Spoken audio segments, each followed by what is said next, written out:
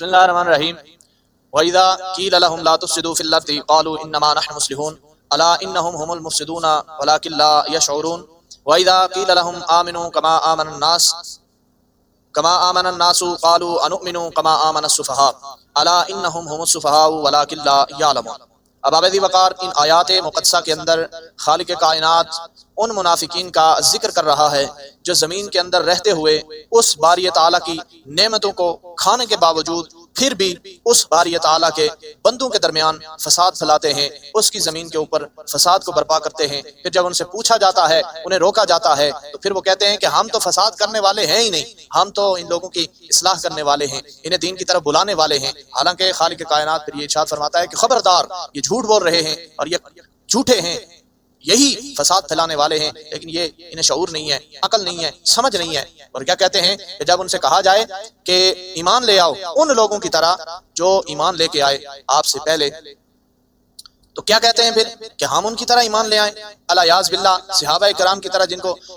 یہ سمجھتے ہیں کہ وہ بے وقوف ہیں، تو پھر خالق کائنات یہ ارشاد فرماتا ہے کہ خبردار، ان کو بے وقوف نہیں کہنا، وہ میرے محبوب کے محبوب ہیں، اور تم خود جو ہے وہ بے وقوف ہو، تمہیں سمجھ نہیں ہے، اور تم جو کچھ کر رہے ہو تم جانتے نہیں ہو۔ تو جب منافقین سے کہا جاتا ہے کہ تم زمین پر فساد نہ کرو، کیوں کر رہے ہو، یعنی تم دروغ گوئی اور مفاد پرستی کو کیوں فروغ دے رہے ہو، تو وہ کہتے ہیں کہ ہم اصلاح کرنے والے ہیں، ہم کہاں سے فساد کرنے والے ہیں، یعنی ہم مسلمانوں کو، یہودیوں کو ایک دوسرے کے قریب لا رہے ہیں اور ان کے مابین بھائی چارہ کو پیدا کر رہے ہیں۔ اللہ تعالیٰ نے فرمایا کہ وہ پکے فسادی ہیں مگر جانتے نہیں ان کی حرکتوں کا انہیں کیا انجام دیکھنا پڑے گا۔ اور واقعتاً منافقین جو یہ قوم ہے، یہ بڑی فسادی قوم ہے، بڑے فسادی لوگ تھے، اور مسلمانوں کی کمزوریاں یہودیوں کے سامنے بیان کرتے اور یہودیوں سے دین کے معاملات میں جو ان سے خلاف شبہات جو وہ کلام کرتے وہ سن کر مسلمانوں میں آ کر پھیلانے کی کوشش کرتے تاکہ مسلمانوں کا ایمان کمزور کر سکے۔ حضرت ابن عباس فرماتے ہیں کہ منافقین سے کہا گیا کہ وہ اس طرح جو ہے وہ مخلصانہ ایمان کیوں نہیں لے کر آتے جس طرح حضور کے اصحاب لے کر آئے، آپ علیہ الصلوۃ والسلام کے جو دین لائے اس کی تصدیق کی انہوں نے، تو یہ کہنے لگے جی کہ ہم ان بے وقوفوں کی طرح ایمان لے کے آئیں، تو ہم تو ان کی طرح ایمان نہیں لے کے آئیں گے۔ یعنی انہوں نے صحابہ کرام رضوان اللہ تعالیٰ علیہ اجمعین کے ترک وطن، مال و اسباب اور جائیداد سب کچھ چھوڑ کر مکہ مکرمہ سے فقیرانہ ہجرت مدینے کی طرف کی، تو جب چلے آئے مدینے کے اندر تو منافقین وہاں پر موجود تھے پہلے سے بھی، جو عبداللہ ابن ابی جو منافقین کا سرغنہ تھا، بڑا سردار تھا، رئیس المنافقین سے کہا گیا، وہ کہنے تو انہوں نے کہا جی کہ یہ اتنا مال و متاع چھوڑ کر، مال اسباب گھر بار بچے سب چھوڑ کر یہاں پر آئے تو یہ بے وقوف نہیں تو اور کیا ہے، یہ بے وقوفی سے تعبیر کیا گیا اور کہا گیا کہ سر پھرے لوگ ہیں، آنکھیں بند کر کے ایک شخص کے پیچھے چل پڑے۔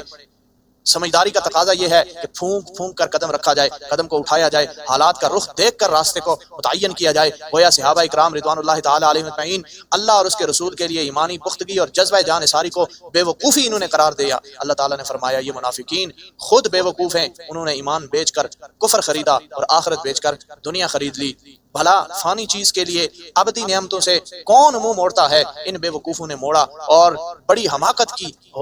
یہ جو انہوں نے دین اسلام سے اس سے روگردانی کی، حضور کے اصحاب کو بے وقوف کہا، الیاذ باللہ یہ بھی انہوں نے کہا کہ ایک شخص کے پیچھے اپنا سارا جائیداد، مال و متاع، اسباب اور اپنا جتنا بھی وہاں پر کنبہ تھا اس کو چھوڑنا، یہ بڑی بے وقوفی ہے جو انہوں نے ابدی نعمتوں سے منہ موڑا۔ یہ اس سے بڑی بے وقوفی اور ان کی کیا ہو سکتی ہے؟ حقیقتاً یہی لوگ جو ہیں وہ بے وقوف ہیں۔ اس جگہ پر بقول حضرت ابن عباس رضی اللہ تعالیٰ عنہ، اللہ تعالیٰ نے آپ فرماتے ہیں کہ باری تعالیٰ نے ارشاد فرمایا آمنو کما آمن الناس،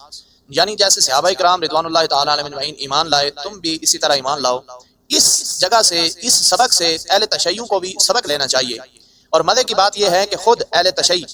کہ ہاں بہت ہی معتبر مفسر ملا فضل بن حسن تبرسی شیعہ نے بھی آمنو کما آمن الناس کا یہی معنی کیا ہے۔ وہ لکھتا ہے کہ آیت کا مطلب یہ ہے کہ جب منافقین سے کہا جائے کہ محمد اور ان پر نازل شدہ قرآن کی اسی طرح مخلصانہ تصدیق کرو جیسے ان کے صحابہ کرام رضوان اللہ تعالی علیہ اجمعین نے کی، اب تو اہل تشیع کو بھی مان لینا چاہیے کہ واقعی صحابہ کرام رضوان اللہ تعالی علیہ اجمعین کا انتہائی مخلصانہ ایمان باقی تمام امت کے لیے معیار حق ہے۔ اس کے باوجود اہل تشیع کا صحابہ کرام خلفائے راشدین پر تبرہ کرنا بہت ہی بڑا ظلم ہے۔ اس لیے اللہ تعالیٰ نے فرمایا فَإِنْ آمَنُوا بِمِثْلِ مَا آمَنْتُمْ بِهِ فَقَدِ اهْتَدَوْا، اے صحابہ رسول اگر وہ اس طرح ایمان لے آئیں جس طرح تم ایمان لائے تو ہدایت پا جائیں گے۔ اور یہ اس لیے ہے کہ اللہ نے ان کے دلوں میں کوٹ کوٹ کر ایمان بھر دیا ہے۔ جیسے اللہ تبارک و تعالیٰ نے ارشاد فرمایا وَلَٰكِنَّ اللَّهَ حَبَّبَ إِلَيْكُمُ الْإِيمَانَ وَزَيَّنَهُ فِي قُلُوبِكُمْ وَكَرَّهَ إِلَيْكُمُ الْكُفْرَ وَالْفُسُوقَ وَالْعِصْيَانَ، یعنی اے صحابہ، اللہ تبارک و تعالیٰ نے تمہارے لیے ایمان کو محبوب قرار دیا ہے اور اسے تمہارے دلوں کے اندر مزین کر دیا ہے، اور تمہارے لیے کفر، بد عملی اور نافرمانی کو ناپسندیدہ کر دیا ہے۔ اب آپ وقار، اسی لیے حضرت عبداللہ ابن عمر رضی اللہ تعالیٰ عنہ سے روایت ہے کہ نبی کریم علیہ الصلوۃ والسلام نے ارشاد فرمایا کہ میری امت 73 فرقوں میں بٹ جائے گی، ان میں سے ایک فرقہ ناجی ہوگا، باقی سب دوزخی ہوں گے۔ یعنی ایک فرقہ ایسا ہے جو دوزخ میں نہیں جائے گا، جو عذاب جسے نہیں ہوگا وہ دوزخی نہیں ہوگا، باقی جتنے بھی ہیں 73 میں سے 72 فرقے ایسے ہیں جو جہنم میں چلے جائیں گے۔ پوچھا گیا یا رسول اللہ ناجی لوگ کون ہیں؟ فرمایا ما انا علیہ و اصحابی، جس راستے پر میں ہوں میرے صحابہ ہیں، جو اس راستے پر چلے گا وہی فرقہ جو ہے وہ جنت میں جائے گا۔ تو احباب ذی وقار، حضرت اریاض بن ساریہ رضی اللہ تعالیٰ عنہ سے روایت ہے، آپ فرماتے ہیں کہ نبی کریم علیہ الصلوۃ والسلام نے ایک بار ہمیں فجر کی نماز کے بعد بڑا بلیغ اور بڑا جو ہے ایسا واعظ فرمایا کہ آنکھیں نم ہو گئی، دل کانپ اٹھے، اور ایک آدمی کہنے لگا کہ یا رسول اللہ ایسا لگتا ہے کہ آپ ہمیں الوداعی واعظ فرما رہے ہیں، آپ ہمیں وصیت فرمائیں۔ آپ نے فرمایا کہ میں تمہیں وصیت کرتا ہوں کہ اللہ سے ڈرو، امیر کی اطاعت کرو، بے شک وہ حبشی غلام ہی کیوں نہ ہو، اور یاد رکھو تم میں سے جو لمبا جیے گا، زیادہ جیے گا، جس کی زندگی زیادہ ہوگی، وہ بہت سے فتنے دیکھے گا اور دین میں نئے کاموں سے بچنا، کیونکہ وہ گمراہی ہیں۔ آگے فرمایا فمن ادراک ذالک منکم فعلیہ بسنتی وسنت الخلفاء، فرمایا کہ جو شخص تم میں سے ایسا وقت پائے تو اس پہ لازم ہے کہ میری سنت کو پکڑ لے، میرے ہدایت یافتہ راہبر خلفاء کی سنت کو پکڑے اور ان کی سنت کو خوب مضبوطی سے اپنا لے، تو وہ شخص کامیاب ہے، وہی شخص ہدایت پر ہے۔ تو ان تمام آیات احادیث کی روشنی میں یہ خوب واضح ہوا کہ صحابہ کرام تا قیامت معیار حق ہیں، اور ہمارا ایمان بھی ان جیسا ہونا چاہیے، ہمارے اعمال بھی انہی جیسے ہونے چاہیے۔ اس لیے اللہ تبارک و تعالیٰ نے ارشاد فرمایا آمنو کما آمن الناس، کہ ایمان لے آؤ جیسا کہ وہ لوگ ایمان لائے۔ احباب ذی وقار، یہ بھی پتہ چلا کہ صحابہ کرام کی گستاخی کرنے والے پر اللہ کی پھٹکار ہے۔ منافقین نے صحابہ کرام کو سفہاء یعنی بے وقوف الیاذ باللہ کہا۔ اللہ تعالیٰ نے فرمایا الا خبردار انہم هم السفہاء، فرمایا منافقین خود بے وقوف ہیں، میرے نبی کے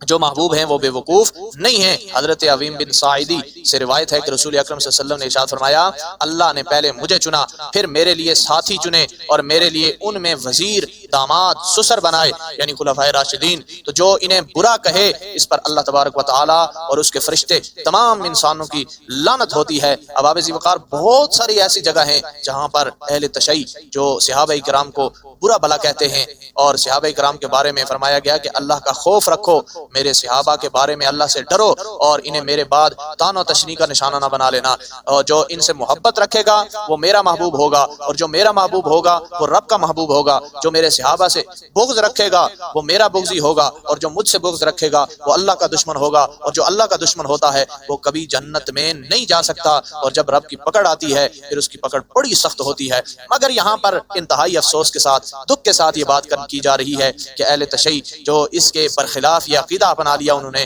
کہ رسول اکرم صلی اللہ علیہ وسلم کے وصال کے بعد صحابہ کرام نے حضرت علی کو چھوڑ کر ابو بکر صدیق کی بیعت کی، تو جس نے بیعت کی وہ سب کے سب مرتد ہو گئے، معاذ اللہ۔ چنانچہ شیعہ لوگ حضرت امام جعفر صادق رضی اللہ تعالیٰ عنہ کی طرف جھوٹی روایت منسوب کرتے ہیں کہ انہوں نے کہا کان الناس اہل ردت بعد النبی الا ثلاثہ، رسول اکرم صلی اللہ علیہ وسلم کے بعد سب لوگ مرتد ہو گئے سوائے 3 افراد کے۔ راوی کہتا ہے میں نے پوچھا وہ 3 لوگ کون سے ہیں؟ امام جعفر نے کہا کہ مقداد، ابو ذر غفاری اور سلیمان فارسی۔ پھر کہنے لگا کہ یہ 3 افراد وہ ہیں کہ ان پر ظلم کی چکی چلی، مگر انہوں نے ابو بکر صدیق کی بیعت سے انکار کر دیا، تاکہ ہوا یہ کہ حضرت علی کو جبرن لایا گیا تو انہوں نے بیعت کی۔ تو صاحب اصول کافی کے استاد شیخ علی ابن ابراہیم کمی سے اس آیت کے تحت جو ہے وہ سوال کیا گیا، فرمایا کہ جنہوں نے کفر کیا، اللہ کی راہ سے روکا، ہم انہیں عذاب پہ عذاب دیں گے۔ تو احباب ذی وقار اس کی تفسیر کرتے ہوئے انہوں نے یہ کہا۔ تو احباب ذی وقار یہ لوگ کہتے ہیں کہ یہ جو آیات ہیں،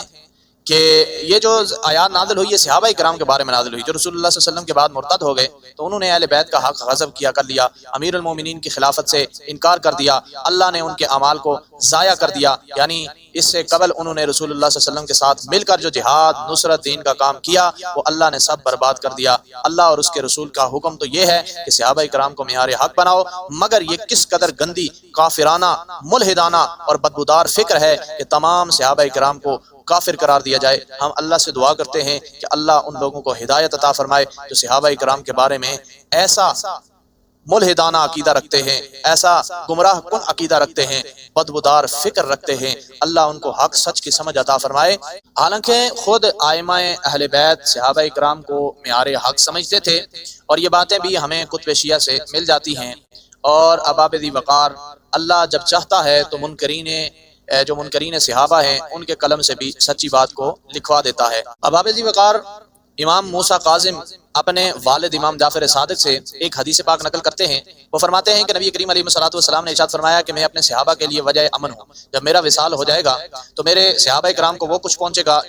جس کا ان سے وعدہ کیا گیا، اور میرے صحابہ کرام میری امت کے لیے وجہ امن ہیں۔ جب ان کا وصال ہو جائے گا تو میری امت کو جو کچھ پہنچے گا، جو کچھ ملے گا وہی ہوگا جس کا ان سے وعدہ کیا گیا۔ مولا مجلسی شدید ترین گستاخ ہے، گستاخ صحابہ بھی ہے، مگر اللہ کبھی کبھی ایسا ہوتا ہے کہ منکر کے منہ سے بھی سچی بات کہلوا دیتا ہے۔ شیعہ فرقے کا مشہور مجتہد شیخ صدوق حدیث بیان کرتا ہے کہ حضور نے فرمایا جس نے مجھے گالی دی وہ واجب القتل ہے، جس نے حضور علیہ السلام کو گالی دی وہ واجب القتل ہے، اور جس نے میرے صحابہ کرام کو گالی دی وہ کافر ہوا۔ اور دوسری حدیث میں ہے کہ جس نے میرے صحابہ کرام کو گالی دی تم اسے کوڑے لگاؤ۔ تو اباب ذی وقار اسی حدیث پاک کو مولا باقر مجلسی نقل کرتا ہے کہ حضرت علی کرم اللہ وجہ الکریم روایت کرتے ہیں کہ رسول اکرم صلی اللہ علیہ وسلم نے ارشاد فرمایا کہ مبارک ہو اسے جس نے مجھے دیکھا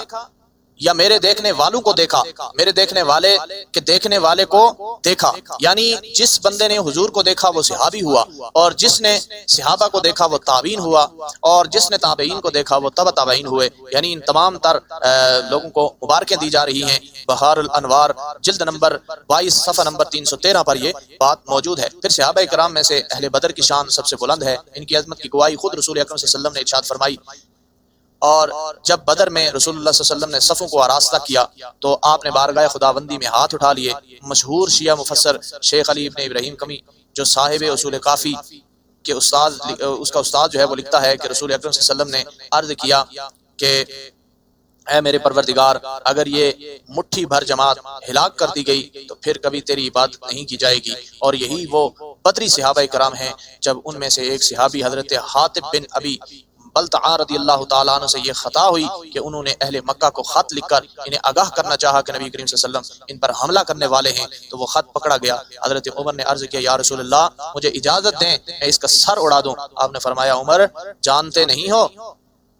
کہ یہ بدری صحابی ہے؟ اللہ نے اہل بدر کی طرف توجہ فرمائی اور فرمایا کہ تم جو بھی عمل کرو بہرحال میں نے تمہیں بخش دیا ہے۔ ان احادیث مبارکہ ائمہ اہل بیت نے روایت کی جو ان احادیث مبارکہ کو،